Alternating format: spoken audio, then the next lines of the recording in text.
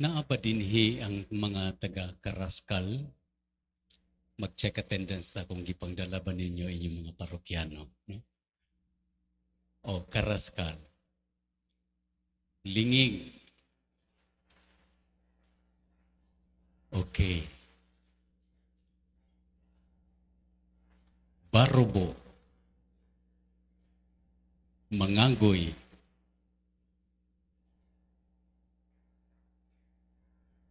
Mga igsuon, bisan kung asa kita gikan nga parokya, kitang tanan sakop sa diocese sa Tandan.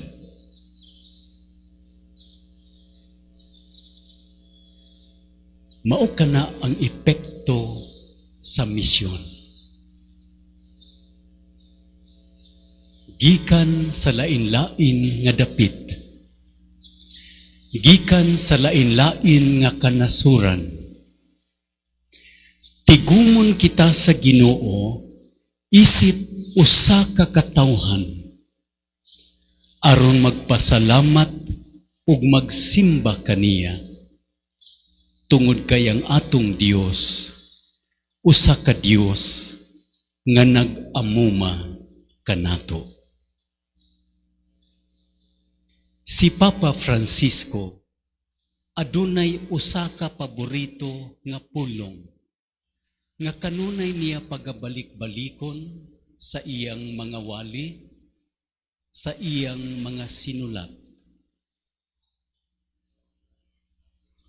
Kini nga pulong mao ang pulong care. Care. Pag-amuma. Pag-amping. Kung dunay usa ka tawo nga mobiya sa atong panimalay, ilabi na karo panahon sa COVID, ang atong pahinumdum kanila. Take good care of yourself because we care for you. Care. Diha sa iyang gisulat nga Laudato Si, nag-ingon siya, the earth is our common home. Ang kalibutan maoy atong Pinoy-anan. And we should care for the whole of creation. Dili lang ang katawhan, kundili ang tanan nga kabuhatan. Apil ang atong kinaiyahan.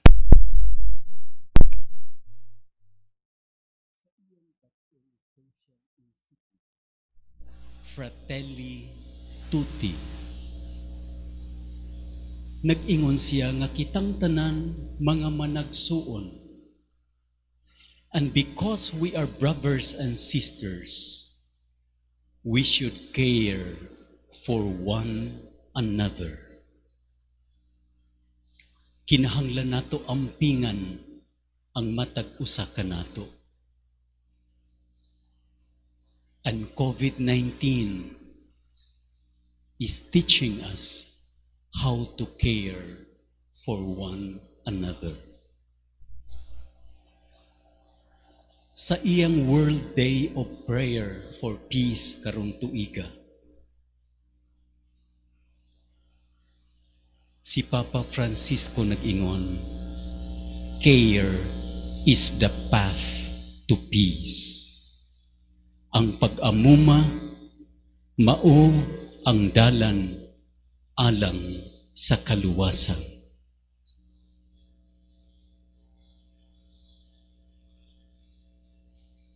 Ang atong mga pagbasa, nagpakita kanato sa usa ka Dios nga nag-amuma kanato. Nag-amuma kanato gikan pa sa iyang pagbuhat sa kalibutan. from creation up to redemption.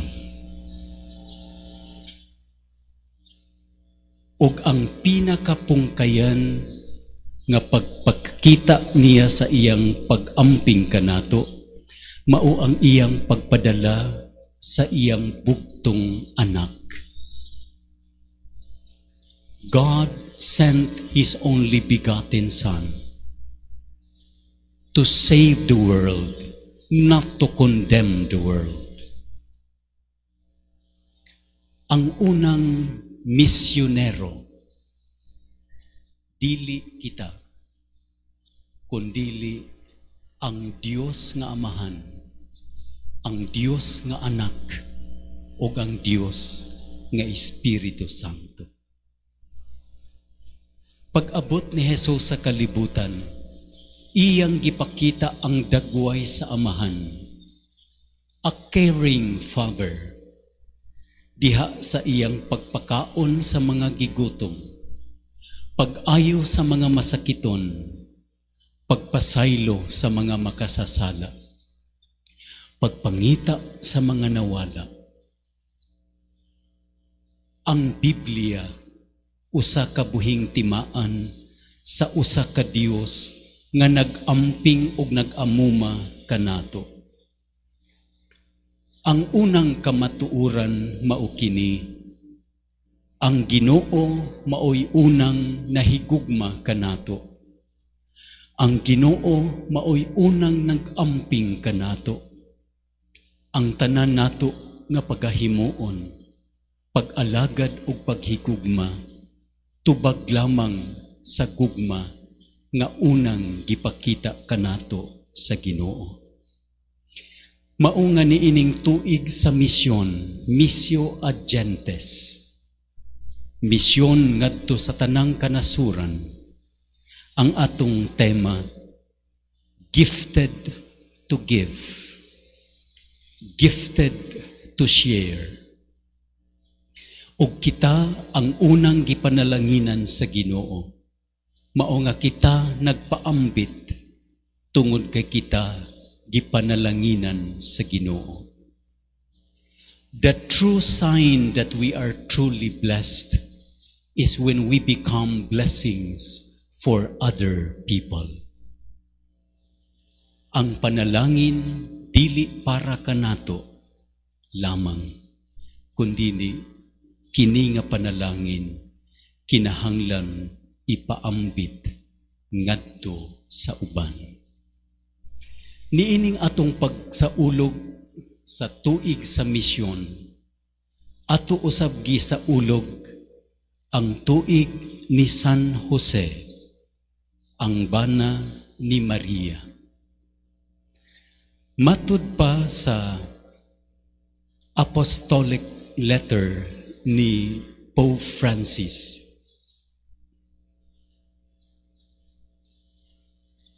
nag-ingon siya nga si San Jose mao ang anino sa gugma o pag-amuma sa Amahan kanato.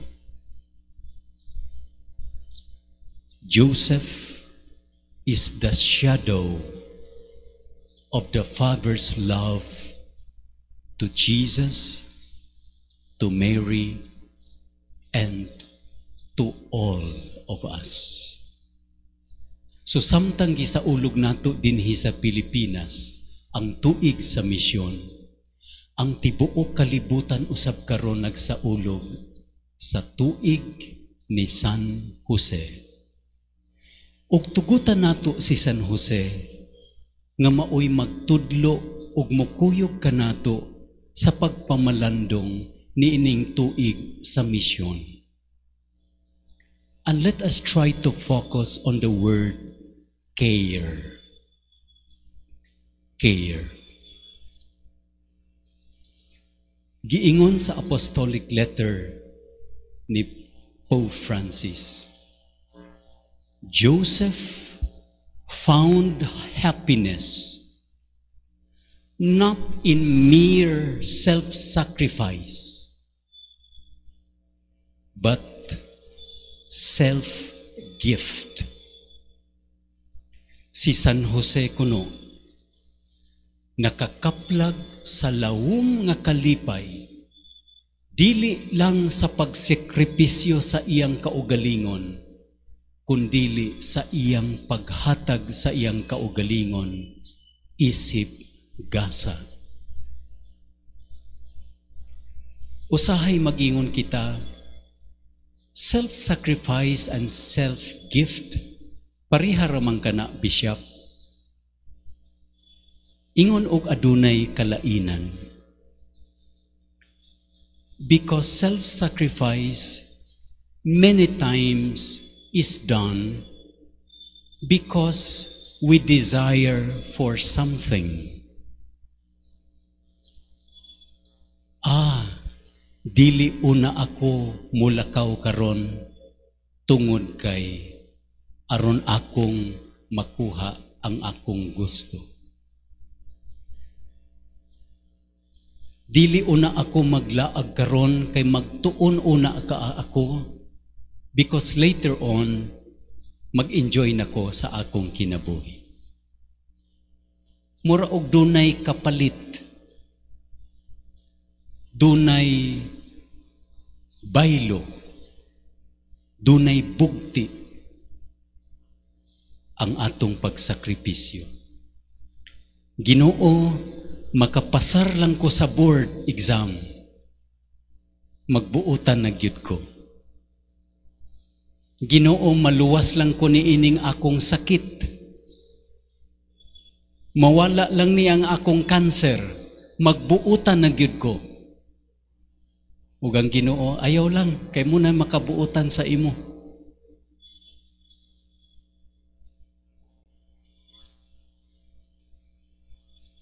Sige lang, Father, antusa lang ang mga bukid karon, sakripisyo lang, kay maabot ra ang higayon nga ayahay na ang imong parokya.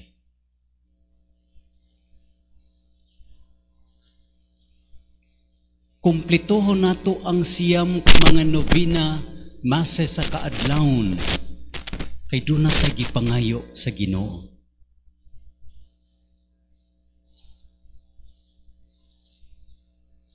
Ingon og ang sakripisyo, doon na siya'y bukti. But self-gift is different. You give not because you want something in return. You give because you love. And it is a type of love that is so pure. Matud pa sa apostolic letter, Joseph's love for Mary and Jesus is a chaste love. Na ay mga religious dinhi og mga pari. We are familiar of the vow of chastity. What is chastity? Chastity is freedom from possessiveness in every sphere of one's life. Ang pagkaputli, mao ang paghigugma nga walay pag-angkon.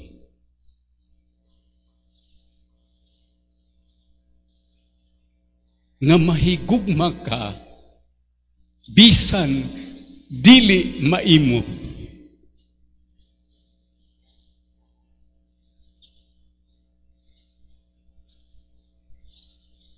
Si San Jose loved Mary so deeply nga iyang gihikling ang iyang plano nga makigmingyo kang Maria.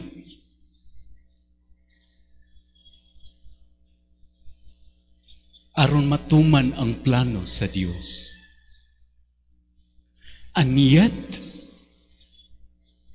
He devoted his whole life to Mary and Joseph. Iyang gihigugma si Maria, bisag wala niya maangkon ang iyang pagkababay.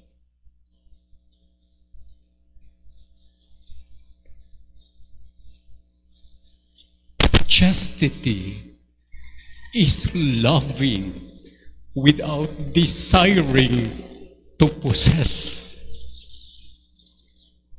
And not just loving people in terms of relationship, but loving in all spheres of life. Sa tanang mga dapit o parte sa akong pagkinabuhi. Tanang bahin sa akong kinabuhi. Dili lang sa pakigrelasyon sa tao. And part of chastity para sa usa ka pari, kanang ibuhos nimo ang imong tanan kusog, ang imong tanan imagination, ang imong tanan pangandoy sa usa ka project nga dili maimo o dili nimo madala. That is chastity. You work for something that you cannot own.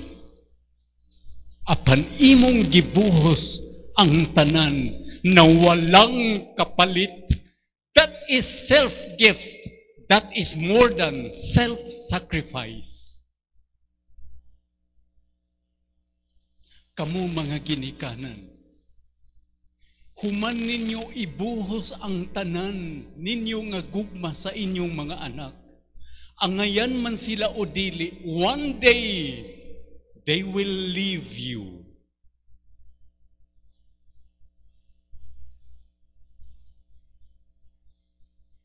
And you feel that they are not yours because they have their own lives.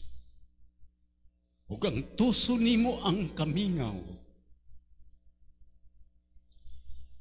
Ang tuso nimo ang pag-inusara. Bisan kung nagsakit ka na, kay ang imong mga anak adunay kaugalingong kinabuhi.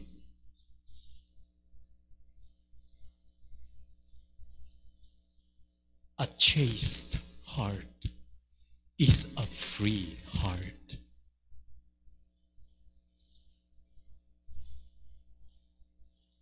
Sa akong pagsuroy sa mga parokya, ilabi na niining panahon sa Misa de Gallo, o pakig-istorya sa mga leaders o mga tao, walay bisan kis usa kanila nga miingon, gusto na namo mulakaw ang among pari.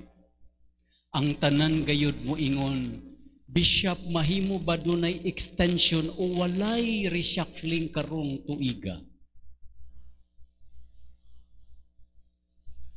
Sa unang bahin nalipay ako nga ang akong mga pari inyong gihigugma.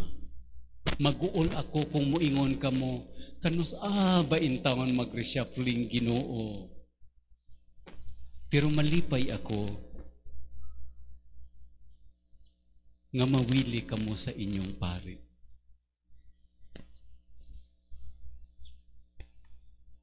But Saint Joseph is teaching us, we have to be chaste.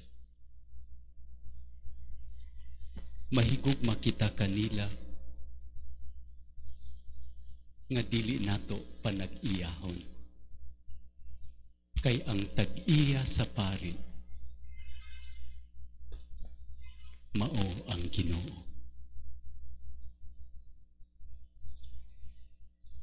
Ug ang iyang tinuod nga balay mao ang iyang misyon. His real home is where God calls him.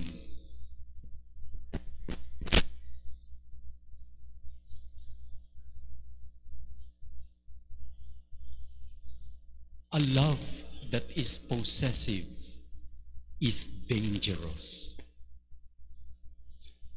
It is dangerous because a possessive love imprisons.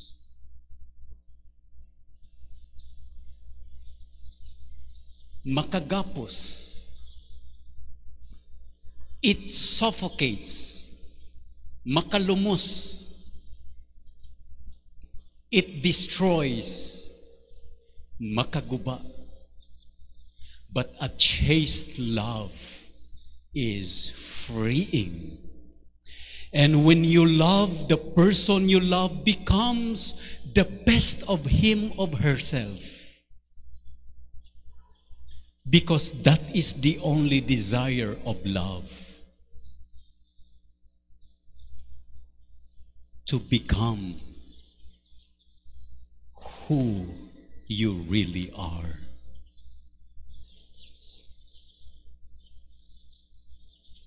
Chaste love in spirituality is contemplation. Kanang pag-ampo nga magsudong sa Ginoo nga mahigugmaon. Ug mao kini ang sulbad sa atong problema sa kalibutan. If we are contemplatives in looking at nature, we enjoy nature without destroying it. We enjoy nature without possessing it. It is for everyone. It is not for profit, but it is for everyone. Because the earth is our common home. Wala siguro'y gutumon sa atong palibot. Wala siguro'y dagko nga mga baha o mga landslides nga mahitabo sa atong palibot kung kusog ang ulan. It is because we lost that contemplative eye that we abused nature.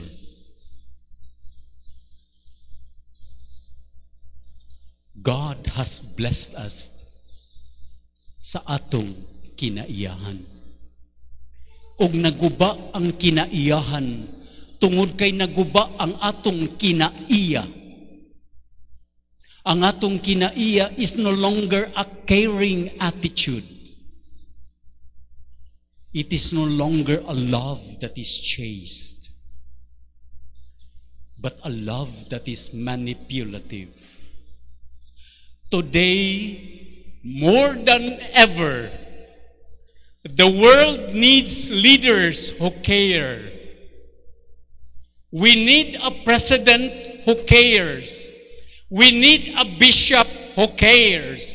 We need a parish priest who cares. Parishioners who cares. We do not need tyrants. We do not need a dictator. We need someone who cares. And that is what will save the world. Persons who care. And mission agentis is reaching out to the farthest coast, going to other nations, sharing the gift that we cannot own because it is a gift of salvation from God. And we want to share it to everyone. Saint Joseph, niining imong tuig sa tibuok simbahang Katoliko. Tudloi kami sa paghigugma nga puno sa pag-amuma ngang among gugma mahimong panalangin sa tanan nga gihigugma sa Dios. Amen.